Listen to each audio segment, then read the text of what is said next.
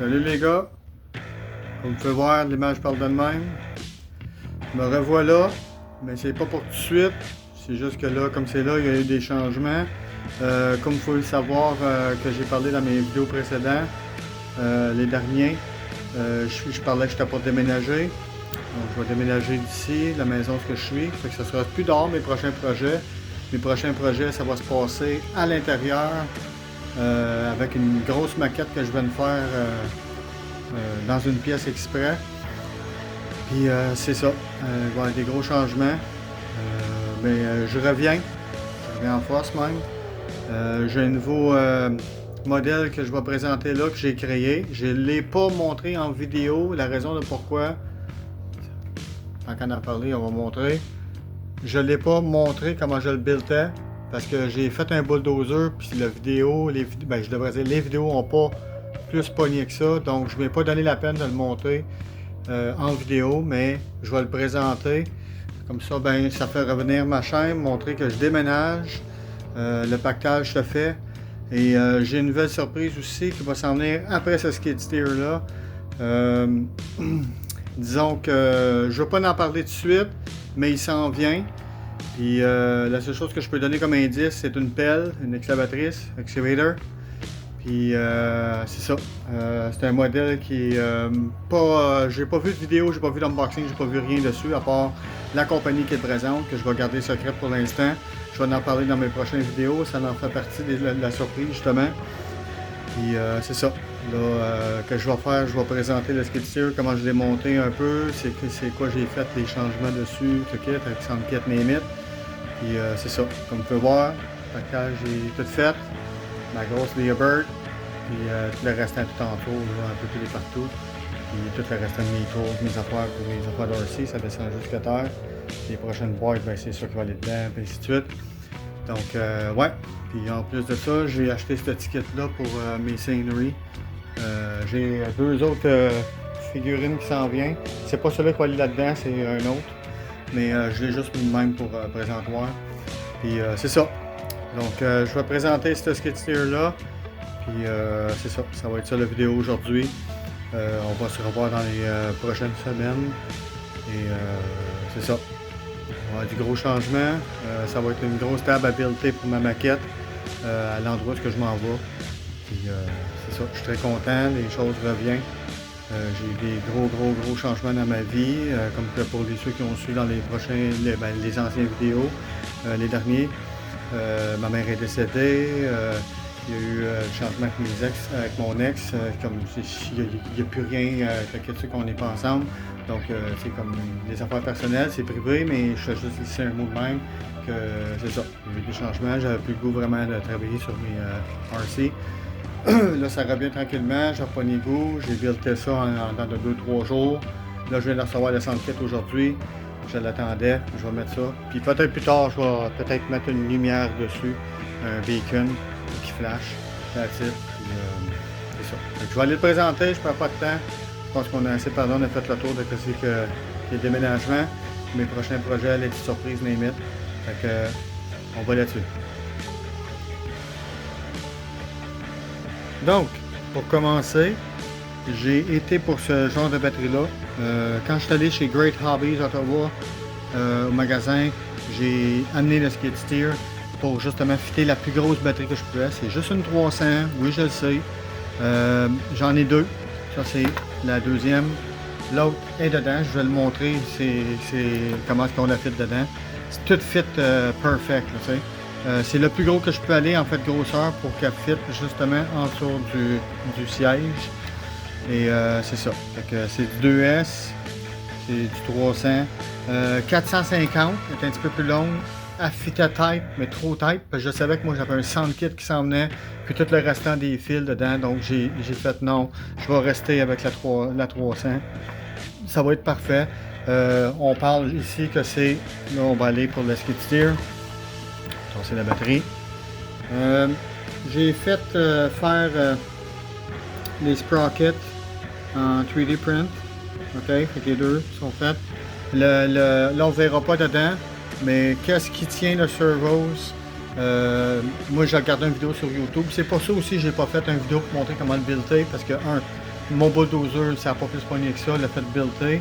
Parce que c'est pas tous les gens qui aiment ça faire la conversion d'un RC. Fait que, puis ça a été fait multifois, bien des fois par le passé, donc j'ai dit non, que je le ferai pas. Mais ici, il y a comme un morceau tout de 3D print en dessous pour tirer le servos, pour quand il vient visser.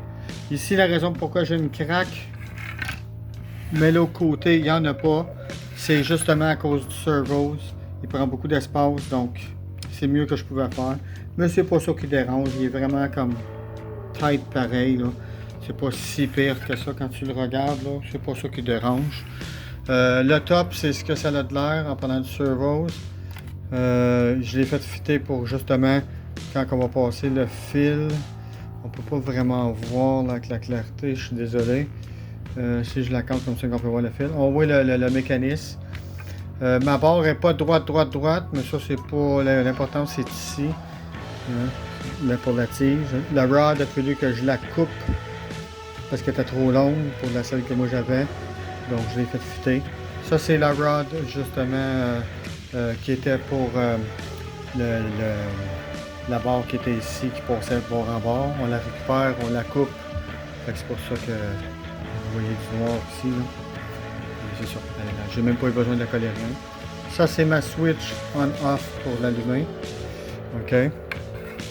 Ici maintenant, c'est le servos qui est collé en arrière. Je vais essayer de le montrer à la lumière. Ah, peut-être comme ça on verra mieux. C'est ça. Le servos, quand il arrive, juste flush. Vous voyez? Il flush de façon plus bas.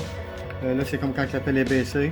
Évidemment, moi, mon stick, c'est pas celui-là que j'utilise. Moi, c'est avance, recule, gauche-droite. Puis la droite, moi, j'aime bien que ça soit le bucket. Puis le boom. Comme ça. Puis je pourrais l'avoir pour qu'il reste comme ça. OK, mais c'est celui-là que le 3/4 des gens le font. Moi, ça ne me dérange pas que quand que je vais la partir, le boom fait juste. Après ça, moi, je vais au degré que je veux. Quand j'ai terminé, bien, je mets mon stick par en bas. J'éteins ma switch. C'est pour ça qu'il reste comme ça par en bas. OK? Comme vous pouvez voir, la job est quand même bien faite. J'ai pas eu de problème. J'ai essayé first shot, ça a fonctionné. Ici, il y avait la poignée. Moi, j'ai récupéré le top, un des parts du top de la poignée, puis je suis allé le coller avec de la Crazy Glue. OK? Comme ça me fait comme un step escalier pour le bonhomme. Genre, c'est plus beau, plus agréable à regarder. Vous pouvez voir. Je vais sûrement faire la fork ici pour être capable de lever les palettes ou justement même la toilette qui est dans la boîte pour qu'on puisse justement déplacer les objets, les tuyaux, des affaires comme ça. C'est ça. Puis là, on va aller dans la bête. On lève simplement le câble. OK. On vient mettre ça sur le côté comme ça. Et voilà. Vous voyez, il est à côté sur la traîne. Bon, fait que ça c'est là dedans. On peut voir le speaker est en dessous caché ici. Je vais garder l'espace comme ça pour justement le son sorte bien, on l'entend bien. OK. Tout le restant de filage est rentré en dessous des servos des tractioning. Ça c'est la batterie. Puis tout le restant de fil est là. Le sound kit, le restant du sound kit est caché en dessous. Fait que c'est ça. Fait que, je vais montrer le son, le kit. Je vais mettre ma caméra sur mon trépied que j'ai fabriqué juste pour quand que je le tienne plus haut debout.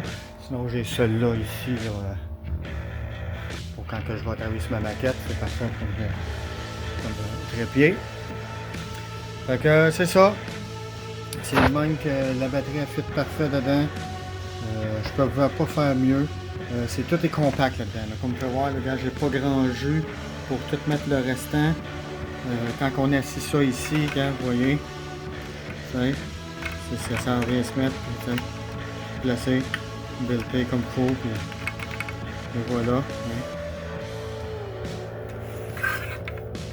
Tout est flush. C'est qu'on veut. On met un bonhomme dedans. Là, j'en mettrai pas aujourd'hui le bonhomme. Parce que c'est pas le bon qui va dedans. Puis de toute façon, on s'en fout là. C'est pas, on n'est pas sur une maquette en ce moment. Fait que c'est ça. Je vais montrer un peu comment ça fonctionne. Si vous voulez voir la configuration pour le configurer dans la manette, allez voir pour celle du bulldozer. J'ai tout montré comment tout configurer comme il faut.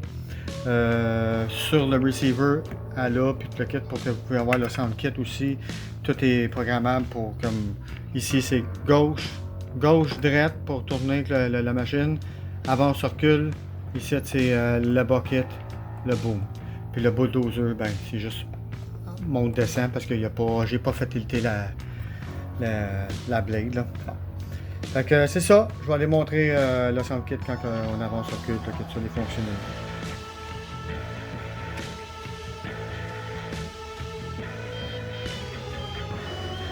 Avec ce sound kit là, la petite switch set, c'est là qui est mis dessus.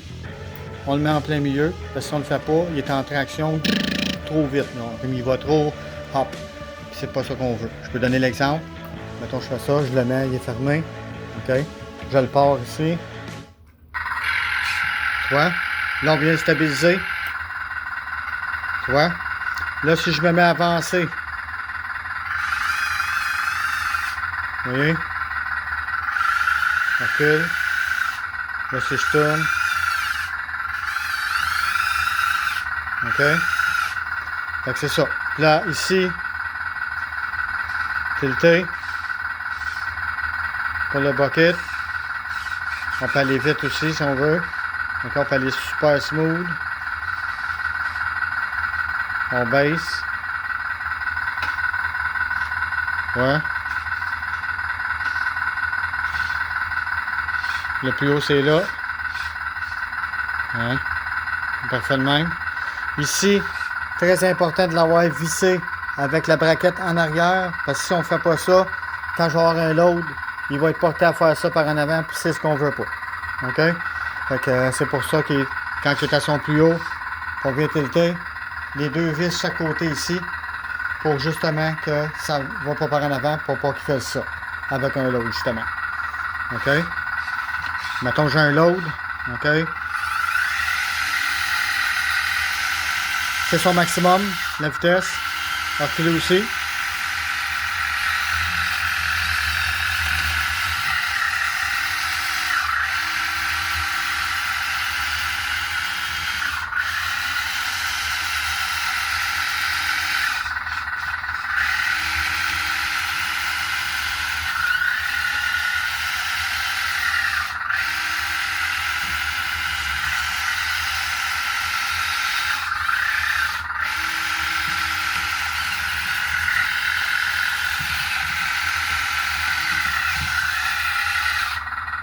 Comme on voit, il marche super bien.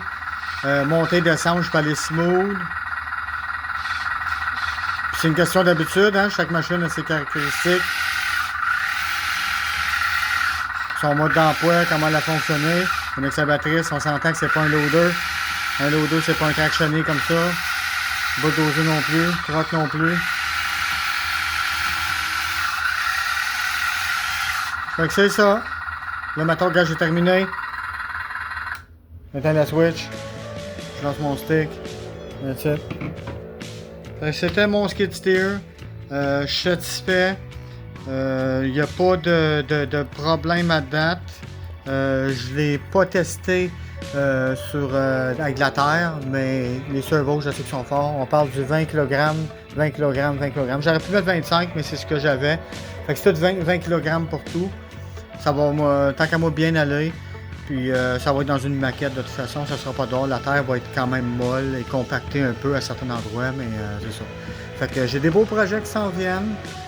Si tu as aimé la vidéo et que tu veux m'encourager, ben gars, like-moi ça, partage, puis que ça se fasse voir. Je reviens tranquillement. J'ai une super belle surprise en fait d'un nouveau RC qui s'en vient aussi. J'ai monté ça aussi. Je le fais toujours avec passion. J'ai vraiment aimé ça, construire ça. C'est le fun, c'est agréable. Je reprends goût, puis ben on va se revoir dans une autre vidéo prochainement. Fait que, on se revoit bientôt. À la prochaine.